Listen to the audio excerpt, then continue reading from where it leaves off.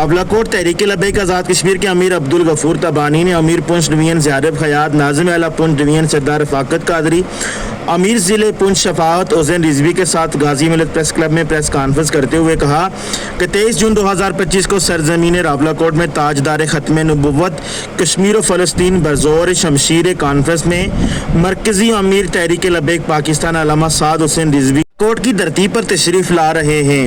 तहरीक लबैक आज़ाद कश्मीर साद हुसैन रिजवी का फ़कीदुल मिसाल इस्तकबाल करने का ऐलान करती है। कादियानियों को आईन व कानून के ताबे करने और वोटर लिस्टों से उनका अखराज करते हुए इनके लिए अलहदा से फरिश्ते मुरतब का मुतालबा भी कर दिया। कहा कि आज़ाद हुकूमत आइन और कानून के ताबे करते हुए इनके मुरतब खानों पर कायम मीनार और महराब को ख़त्म करवाए। 6 फरवरी 2018 को कादियानियों को काफिर डिक्लेयर किया गया था। महकमा सेहत और महकमा तालीम भी इन्हें आला ओहदों से फौरी अलग किया जाए।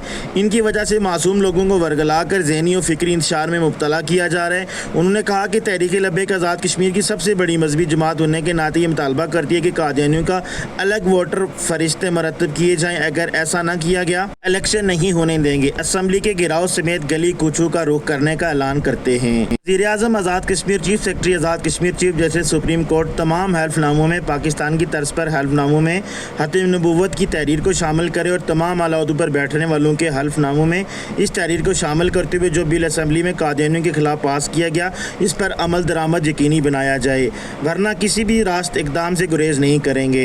पाल न्यूज़ रावलाकोट आज़ाद कश्मीर।